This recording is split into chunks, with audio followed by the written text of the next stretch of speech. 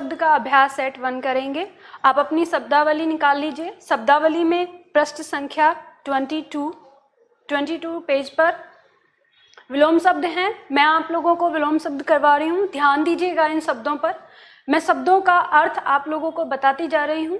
शब्दों का अर्थ आप अपनी बगल में लिख लीजिएगा, जहाँ पर दिया हुआ है शब्द उसकी बगल में जो शब्द आता है जिसका अर्थ पता है ठीक है, जिसका अर्थ नहीं पता है उसे अपनी कॉपी पर लिख लीजिए, ताकि वो आपको याद करते समय आपको उसमें कोई परेशानी ना हो।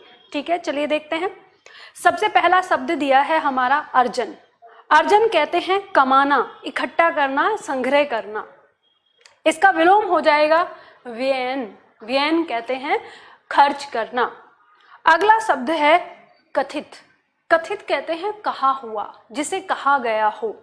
इसका विलोम हो जाएगा अकथित, जो कहा ना गया हो, जिसे कहा ना गया हो। चलिए अगला शब्द है प्रच्छन्न। प्रच्छन्न कहते हैं ढका हुआ, जो बंद है।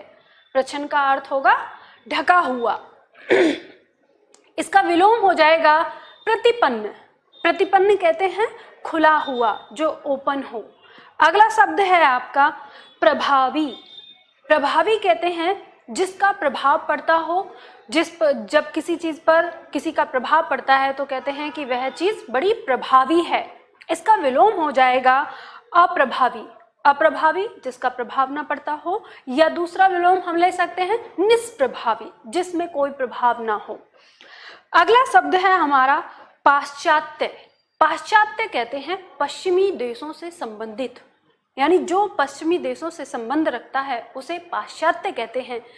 इसका विलोम हो जाएगा पौर्वात्य। पौर्वात्य मतलब पूर्वी देशों से संबंधित, जिसका संबंध पूर्वी देशों से हो। अगला शब्द है हमारा अश्लील। अश्लील कहते हैं जो बेढंगा हो, बेशरम हो। इसका विलोम हो जाएगा सलील, जो सभ्य हो। अगला शब्द है अनुरक्त। अनुरक्त कहते हैं लीन, लगा हुआ। इसका विलोम हो जाएगा विरक्त, जो मुक्त हो, जो किसी चीज में लीन ना हो। आराम से लिखिए, मैं आराम से ही बोलूंगी। चलिए अगला शब्द है आपका अनंत। अनंत कहते हैं जिसकी कोई सीमा ना हो या दूर तक फैला हुआ। इसका विलोम हो जाएगा शांत। ये वो शांत नहीं है, इसमें सपेरा वाला सा लगेगा। इस शांत का मतलब होता है जिसकी सीमा निश्चित हो या जिसकी कोई सीमा हो। अगला शब्द है हमारा आविर्भाव। आविर्भाव कहते हैं प्रकट होना, अचानक से प्रकट हो जाना, उत्पन्न हो जाना। इसका विलोम हो जाएगा तिरोभाव। तिरोभाव मतलब गायब हो जाना, लुप्त हो जाना। अगला शब्द हमारा दिया है कीर्ति। कीर्ति कहते हैं यश को, प्रसिद्धि को। इसका विलोम हो जाएगा अपकीर्ति, बदनामी। अगला शब्द है नूतन। नूतन कहते हैं नया, नवीन, नया, नवेला। इसका विलोम हो जाएगा पुरातन। पुरातन कहते हैं प्राचीन, पुराना। अगला शब्द है तरुण। तरुण कहते हैं नवयुवक, यानी जो जिसे किशोर अवस्था में कहा जाता है, तरुण को किशोर। इसका विलोम हो जाएगा वृद्ध। देखो यहाँ पर आप ध्यान दो, तरुण और वृद्ध। यहाँ पे मैं आपको एक चीज बताती हूँ। जैसे शब्द आपके एग्जाम में अगर पूछ लिया जाए, जो मनुष्य की अवस्था होती है, मनुष्य की चार अवस्थाएं होती हैं, जिसमें आता है बालक, तरुण जिसे हम किशोर भी कहते हैं, युवा, और वृद्ध। वृद्ध कहते हैं बूढ़ा। ये 4 अवस्थाएं हैं मनुष्य की। ध्यान रखिएगा, अगर आपके एग्जाम में ऐसा क्वेश्चन दे दिया जाए कि बालक का विलोम बताइए, और ये तीनों ही आपके ऑप्शन में हो, तो आपके सामने समस्या आ जाएगी कि इसका विलोम क्या बताएं, किसको बताएं। तो ध्यान रखिएगा, इनका विलोम कुछ इस तरह से होता है।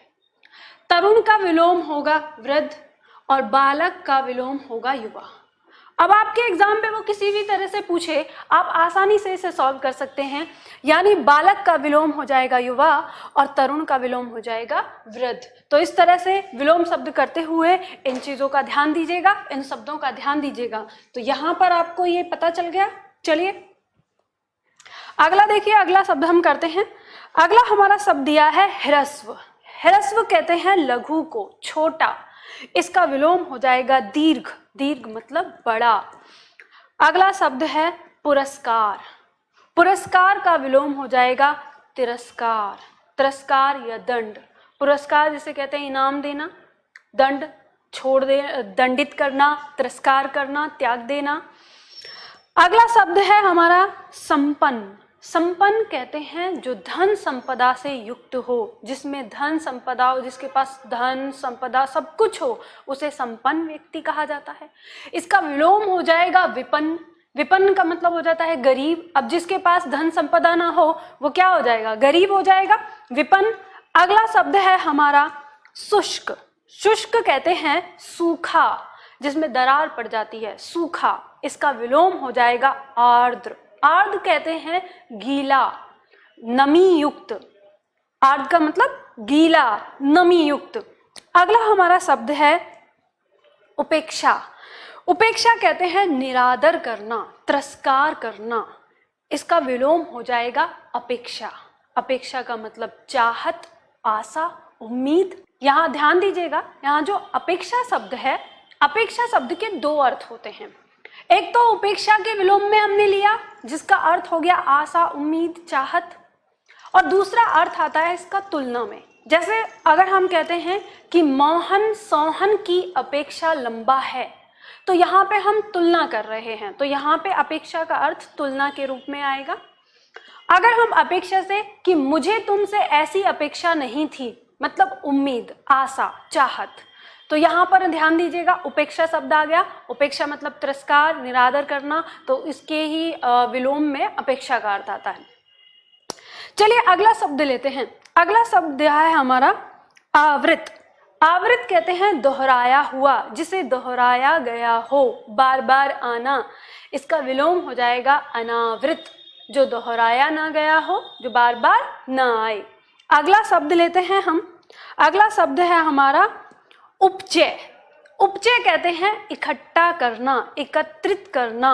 इसका विलोम हो जाएगा अपचय, अपचय का मतलब फैला देना, वेस्ट कर देना या बिखेर देना।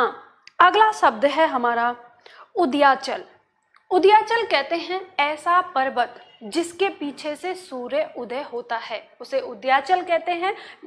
ये शब्द उदय प्लस अचल से मिलकर बना है, अचल कहते हैं पर्वत, यानी वह पर्वत जिसके पीछे से सूर्य उदय होता है। इसका विलोम हो जाएगा अस्ताचल, वह पर्वत जिसके पीछे सूर्य अस्त होता है।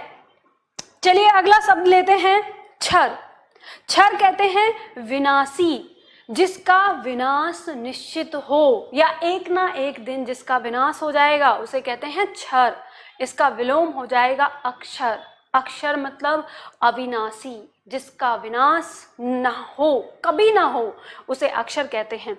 अगला शब्द है हमारा गंभीर। गंभीर जो सीरियस, सीरियस अब ये नहीं आईसीयू वाला सीरियस नहीं, सीरियस का मतलब जो धीर गंभीर होता है, जैसे कहते हैं कि वो तो बड़ा शांत है, गंभीर स्वभाव का है, तो गंभीर। इसका विलोम हो जाएगा मुखर। मुखर कहते हैं बहुत अधिक बोलने वाला, मुंह फट जिसे बोल देते हैं, कुछ भी बोल देता है, कहीं भी कुछ भी बोल देता है, तो मुखर कहते हैं उसे, बहुत ज्यादा बोलने वाला।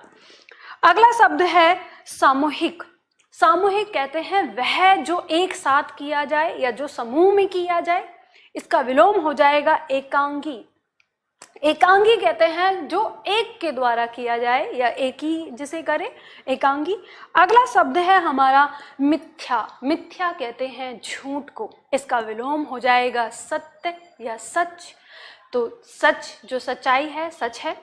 अगला शब्द आ गया हमारा निस्सार। निस्सार कहते हैं सारहीन, आधारहीन, जिसका कोई बेस ना हो, जिसका कोई सार ना हो। इसका विलोम हो जाएगा संसार। संसार मतलब जिसमें कोई सार हो, जिसमें कोई आधार हो, या जो दिखाई देता हो, जिसे हम छू सकते हैं, महसूस कर सकते हैं, देख सकते हैं, वही क्या होता है, संसार। और जिसे हम छू नहीं सकते, देख नहीं सकते, महसूस भी नहीं कर सकते, उसी को हम क्या कहते हैं, निस्सार कहते हैं, सारहीन। तो चलिए अभ्यास सेट में हमने इतने सारे शब्द देखे। मैं समझती हूँ इन शब्दों का मीनिंग जानने के बाद आपको ये याद करना आसान रहेगा। आप इनको याद करके लेके आइएगा। मैं फिर इनको कल सुनूंगी, इसलिए अच्छे से याद रखिए और इनको बार बार दोहराइए, ठीक है। तो आज इनको इतना ही करते हैं, कल हम करेंगे अभ्यास सेट टू, विलोम शब्द का अभ्यास है टू।